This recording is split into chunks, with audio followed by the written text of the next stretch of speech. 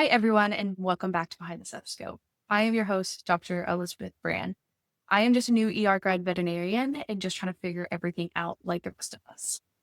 This episode is going to look a little bit different than what we've done in the past. This episode, we are going to interview Dr. Hannah Hoose. Dr. Hannah Hoose, I met in July of 2024. She is a great friend of mine. She is a colleague and honestly, one of the best doctors that I know. She is going to share her story and she's going to give her perspective on things that she has learned as a new grad. She graduated May of 2024, just like me. We went through the training program in our company together, and she is going to share her story. I hope people gain perspective. I hope people can learn from her story. And the stuff that she talks about is so powerful and, again, relates to more than just emergency medicine and more than just vet med. So enjoy. I hope you guys learned something.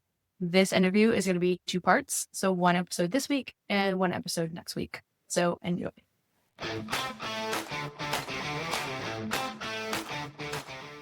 First off, thank you for coming. So we're just going to dive into it. So just tell me about yourself, where you grew up, how you started, vet med, all the 9 yards. Yeah, absolutely. So I grew up on the Central Coast of California. I am a rural area. I'm the 4th of 5 kids. From the get-go, which I think is kind of the story with most people in veterinary medicine, I knew I wanted to be a veterinarian. I had donkeys that were raised next door. I absolutely loved those. Had dogs growing up. That was my inspiration for wanting to be a veterinarian. I did my undergraduate at BYU, where I got a major in biology and a minor in Spanish. That is also where I met my husband, Ben. He was getting his undergrad in wildlife biology. So we immediately connected on our love of animals. And from there, we both wanted to go to graduate school. And we were both lucky enough to get in at A&M, where I did my DVM, and he got his PhD in wildlife biology. Did you know that when you wanted to be a vet and doing all of those things, did you know which direction that you wanted to do, or you just knew that you wanted to do small animal, you just knew you wanted large animal?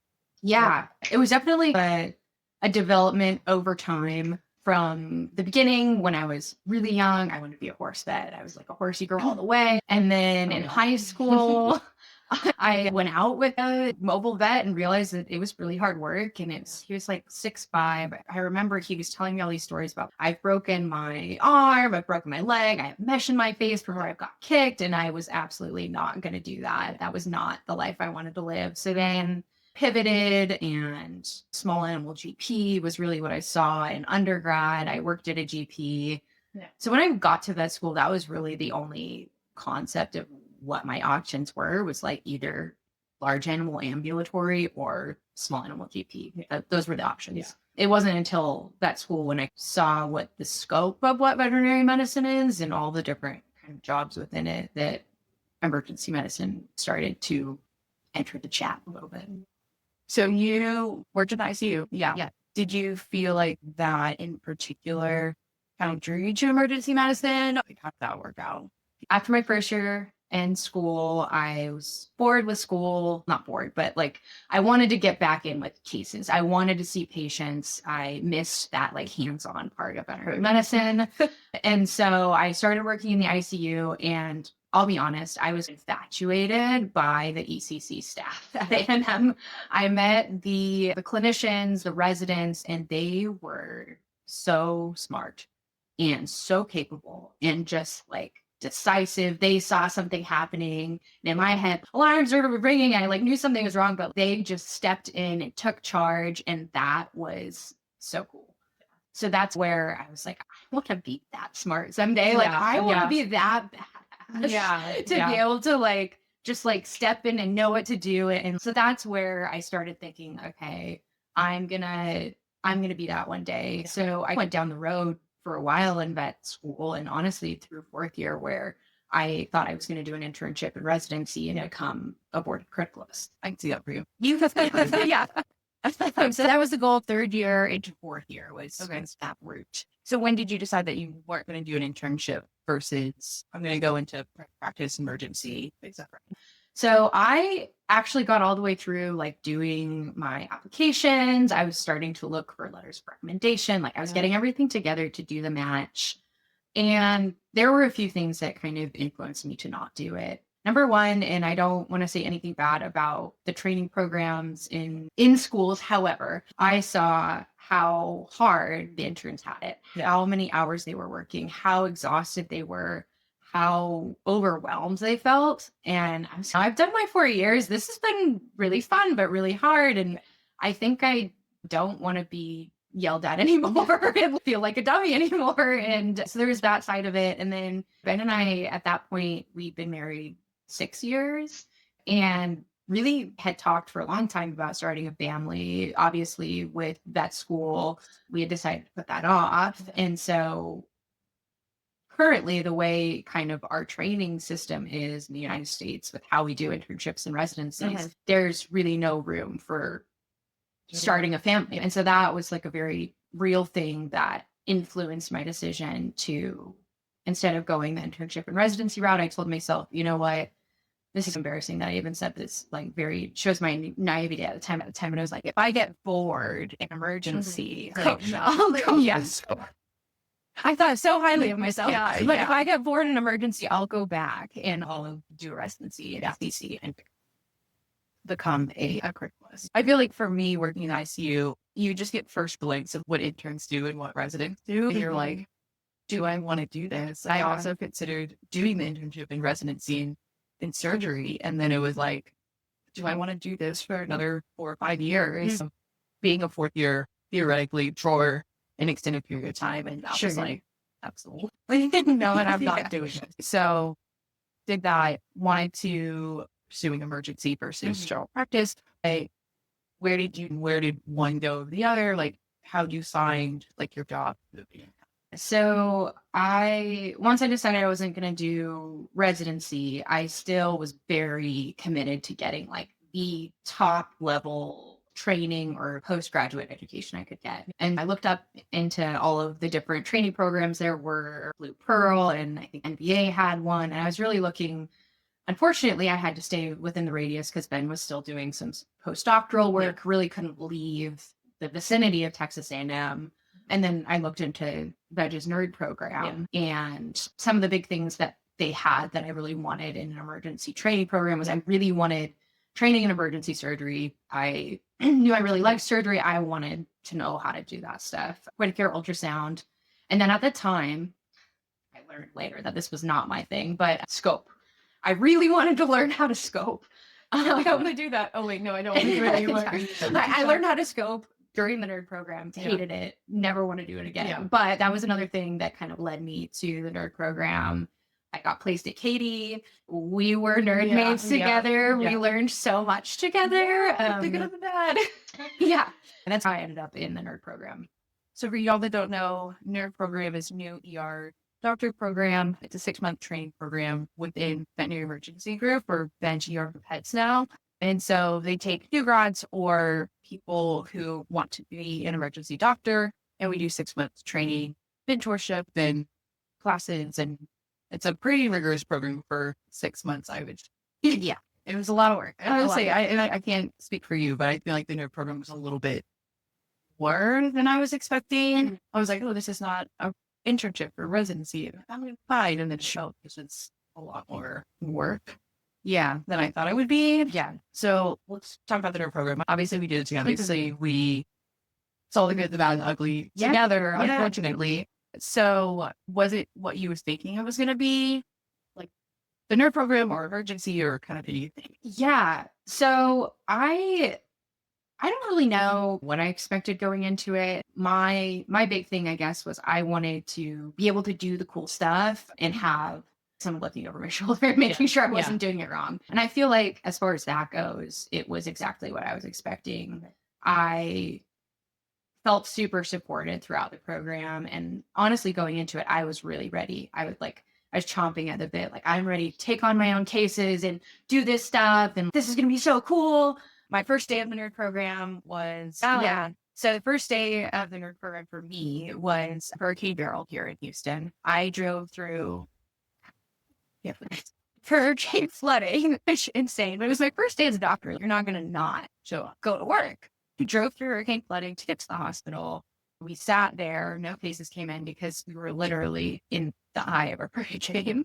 It passed through, and there was like about 2 hours where nothing happened, and then it just slammed. We were one of the only hospitals in Houston that was open because we had a generator, and we were just seeing the caseload of Houston, the entire city of Houston. And I thought it was the coolest thing. I was having so much fun. I ended up staying, also insane. This should have told me. I ended up staying like 22 hours because I got my first foreign body surgery that I diagnosed, and I was going to be damned if I didn't get to cut that dog. So I stayed, I took a nap until we had enough staffing to be able to get into the OR, stayed, learned how to do, it was a linear foreign body. The first one. My first one was a linear. Yep.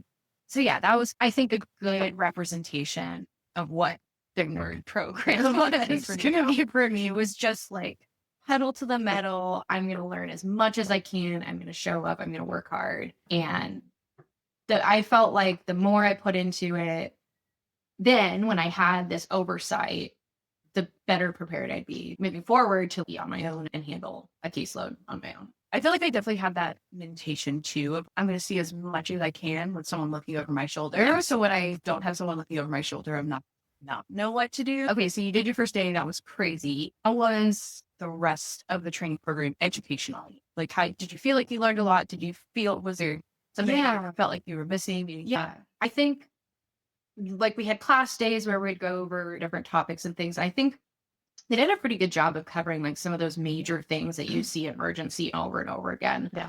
Covering some of the major differentials to consider, or this walks in, this is what you should be thinking, and really like training our brains to handle those situations. Yeah. I feel like that was really good. Something that I came out of the training program a lot weaker in than I realized was like inpatient management, particularly like the inpatient decision making. You have this case and we made a treatment plan, we're doing the treatment plan. And like, now what? Yeah. Are they getting better? Are they getting worse? Like, when do we decide that like they're ready to go home, or this isn't working? What more do we do? That was something that I feel like I really liked to see the things come in. I was really into surgery, and I honestly probably avoided some of the like the inpatient decision making thing. And so when I ended up on my own making those decisions, it was just really hard. Really hard. So when you said that, obviously per se, so exciting, it's so great. So then transition into the 6th month of it all. When did you start going, oh my gosh, this is maybe more than I've bargained for? Like emotionally or physically or any of that stuff? Yeah, I think throughout the 6 months, there's definitely like, oh, we're really having fun. And then you're like getting to the end, you're like, man, I'm really tired. This is really hard. And I remember I had a week, I think it was in November, we started in July, in November, where I had 3 cases go really south. So first one, foreign body, stuck in the duodenum, it had ruptured. It was a non-resectable portion of bowel, so I have to euthanize on the table. Yeah. Next day, linear foreign body, go in to cut. No, there was nothing we could do. Euthanize on the table. And then the last one was a scope, which I think this is where my hatred of scopes comes from, but it was a chicken bone stuck in a previously formed esophageal stricture. We tried for 2 hours. I think there's at least 4 doctors who put their hand on that scope trying to fix it, and we couldn't get to budge. So we ended up euthanizing that patient as well under anesthesia. And I remember that was just that was it. We finished off the case. I finished the euthanasia, finished communicating with those owners, and then I just went in the back and just turned into a puddle. I just was done. I texted my husband. I was like, Ben, I don't think I can do this anymore. This is the worst. And I was angry. I was frustrated. Even though I knew that in all of those cases, there's nothing you would have done. I could have done differently. I think Yeah. just like the weight of the fact that you can do every single thing and you still get these horrible outcomes. Yeah. You still lose. Yeah. Yeah, exactly. So you did. Yeah, hit me in that moment. And God bless Ben, he came and brought me like some, put it sat with me in the break room for a little bit, like give me a little pep talk, like, do this, Hannah. Ben is so, I always saw him showing up. He was always there. Yeah. When I needed him, Yeah. Ben was like the most supportive spouse you could ask for. Yeah. And I like at that point was like, man, this career is hard. Yeah. And I knew that. I knew in vet school that it was going to be hard, but that was a turning point for me where I was like, okay, I need to make sure that I'm taking care of myself and particularly like taking care of my mental health to make sure that I can make this job that is extremely taxing, both physically and mentally, sustainable.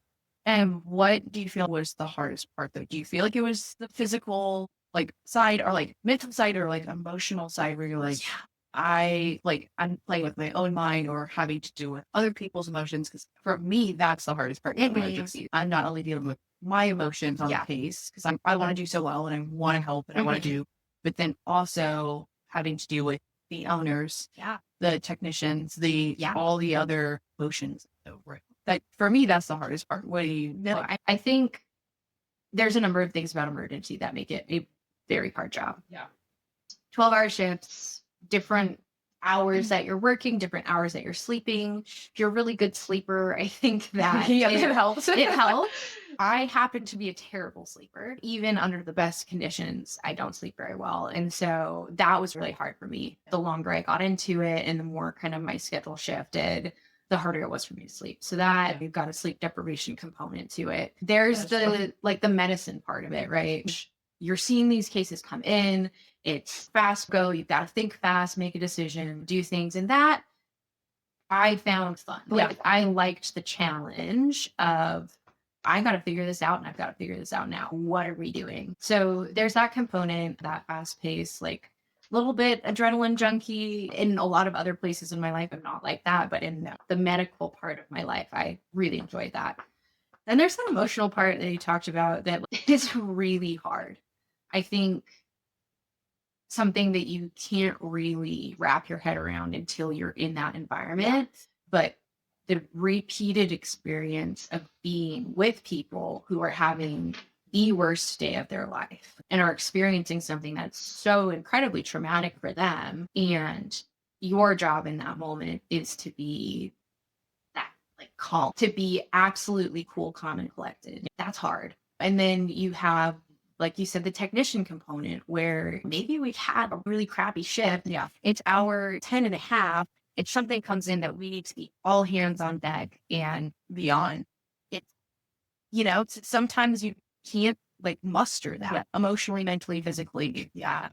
No, it is so hard. And I 100% agree. I think like hour 10, really bad day, you've just been slammed. Something comes in and you're like, can this morale of this team handle that? And it's hard because that patient and that owner deserves it. Yeah. And they don't care that it's ours. They're like, no, it's ours. Yeah. They're like, this is the matters worst. this much to them that it's hour 10. And you have to be that 100%. Yeah. Every moment of every shift. Yeah. That it truly is. And I 100% agree with you in the sense of you don't know what it's like until you're in that moment and you've done it 3 days straight, 4 days straight, 5 days straight. And some people are like so good at handling that and that stress level and like all the time. And the sleep deprivation is so real. But and I think what's hard, and I was like actually talking to someone about this earlier, side note, but I feel like vets are put on this, I don't know, pedestal, like we always have to be on, have to be charismatic, we have to be smiling, we have to do all this stuff and forget about the 3 patients we lost that day or the really hard case that we can't figure out or the personal life that we have that something's happening in our personal life. And yes, we should put all of that away. We should focus on what's right in front of us, but we are also human and we are also like all of these things. And I think it's really hard for, as a society, I feel like people put, I don't know, and maybe this is just me and what I'm thinking. Yeah. But I think it's underrated of like how hard it is to like, put it all away and be on for 12, 14, sometimes 16 hours. Yes. Straight. Yeah. And then turn around and do it again. Then turn Exactly. around and do it again. Yeah. And just keep on showing up with a smile on your face and Yeah. all the energy in the world to be ready to go Yeah. for anything. Throughout the NERD program, like you were saying, like in November, so we graduated the NERD program in January, you accepted a full-time job to stay at our training location at Katie. Yeah. And so how did that transition work from, hey, November, hated maybe this is not for me, to now being on my own at this hospital that everybody already knows me?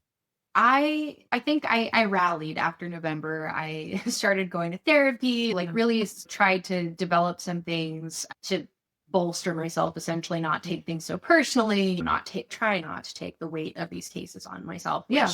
Which So like, it's impossible. Yeah. Transitioning into the full-time position was really hard. Yeah. Because I went from being the trainee where like these people are like over me and they're teaching me to suddenly now we're colleagues and we're working together, and that was just really terrifying. It was like, wait, I'm the big kid now and I don't feel ready to make these kinds of decisions. And medically, once again, it really wasn't as difficult, but some of the things like working with staff morale, being a leader in the hospital, the first time I was left alone on a shift, like kind of the way our system works is that like when you're on a swing shift, you're always there with another doctor. Yeah. Day shift and night shift, there's periods of time when you're absolutely by yourself. You're the only doctor in the hospital. And I remember the first time I got left alone in the hospital. Yeah. This is insane. I don't know what I'm doing. Me in charge of this hospital. This is crazy. Yeah. Like the first few months, I really felt supported and bolstered by my colleagues. They were incredible. Great people. They're like, truthfully, some of the best people I've ever met in my life. So encouraging and really helped me to build some of that confidence to be like the solo practitioner and to be okay on my own. And yeah, those first few months, I was like doing really well, doing all the emergency surgeries, like having a lot of fun. I was working out a lot, but I was enjoying it. Yeah, I remember messaging you and you're like, oh, dude, I'm doing this and I'm doing that and I'm doing all of these surgeries and this is so great. Oh, by the way, I'm working 15 shifts a month. Yeah. Which the average is about 12. Yeah. And I was like, what are you doing? Yeah. And it's just like heading around having so much fun. And I was just like, I'm living the dream. Like I have worked my entire life to be doing exactly what I'm doing right In now. this moment. And I was so proud and I was having so much fun. So We go from having so much fun to not having so much. When do you feel like that shift changed? It's hard for me to put like a finger on what happened or when it happened or how it happened even, but I think it was slow, it was gradual. There were things that came up. I started snapping at nurses when things went wrong. I was sleeping a little bit less every night, staying up thinking about cases. I was noticing that when I went on trips to visit my family, whatever it was, there was still just like this kind of like cloud hanging over everything. I was just thinking about work, thinking about being good enough for work. So like making sure I got enough sleep, making sure I ate well enough or whatever it was to be ready to be on at work. And I was trying to do everything. I was trying to show up for my shifts. I was trying to be there with Ben and do the fun things that we wanted to do. I trained for a half marathon and flew across the country to run a half marathon with my little sister while I had a really horrible respiratory virus. And I like took an inhaler and drank a bunch of energy drinks to be able to do this race. And after all of that, I came home and I worked 3 night shifts in a row after I ran this race. And then decided to go on this fishing trip with Ben down to the coast in Texas. And we were going to go big flounder. Yeah. So fun. So fun. I know, right? Yeah. If you've never done it, it's a hoot. But so I fell asleep from my night shift, woke up, and we were packing the car and getting ready to go. And I felt like I was inebriated. Like I felt like I was drunk. I was slurring my speech. My heart rate was like through the roof. We were driving down to the coast and I told Ben, I said, I think there's something really wrong. Like I think I'm having some sort of medical emergency. I don't know what, but I don't feel okay. My brain was like crazy brain fog, nothing I've ever experienced. So we ended up going to the emergency room down in Corpus Christi, and the emergency doctor there, bless his heart, he was so nice. He sat me down, they did all the vitals and everything, and I told him what was going on, and he looked me in the eye and he was like, from one medical professional to another, you are doing too much. And I was like, oh no, like asking about work, asking about my schedule, and then sitting in the corner. Yeah, she's been working more night shifts, and she is like filling in the gaps. And I was like, yeah, no, but really, it's fine. Yeah. And I've been exercising, and I've been eating really healthy, and like all of these things. And he was like, okay, something's not working. Like your body is telling you, that something's not working. I laugh because like literally same. I'm the queen of doing too much. Yes. So it's like I got to live my rights. Yeah. I'm not going to let this crazy job keep me from doing all these other fun things. Yeah. That's the point of working emergency. It's only like work just once. Yeah. So you can go off and have so much fun. Yeah. So that was kind of a wake up call for me.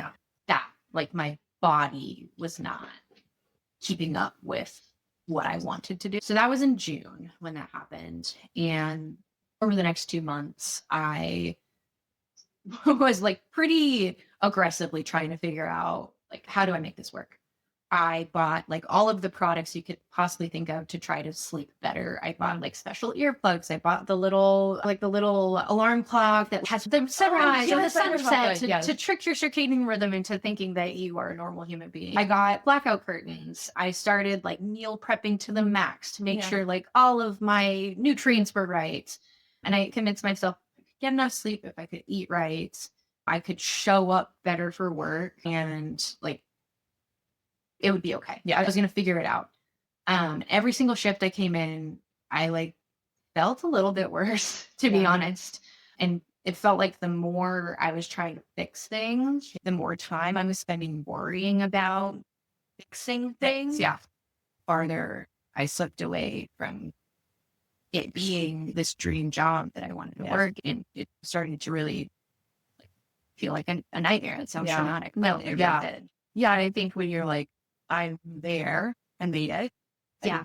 4 years, this is what I've always wanted. Yeah. I'm living the dream, literally living the dream. And then to, holy cow, like, this is heavy. Holy cow, this is a lot.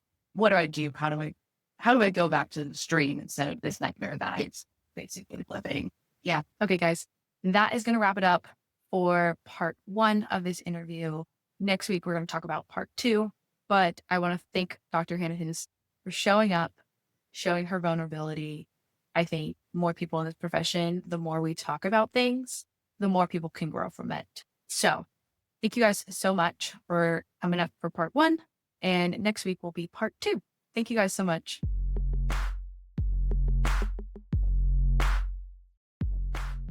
This content shared on Behind the Stethoscope is for informational and educational purposes only. This podcast does not provide medical advice or establish veterinarian client-patient relationships. Any cases discussed on this episode is generalized and anonymous.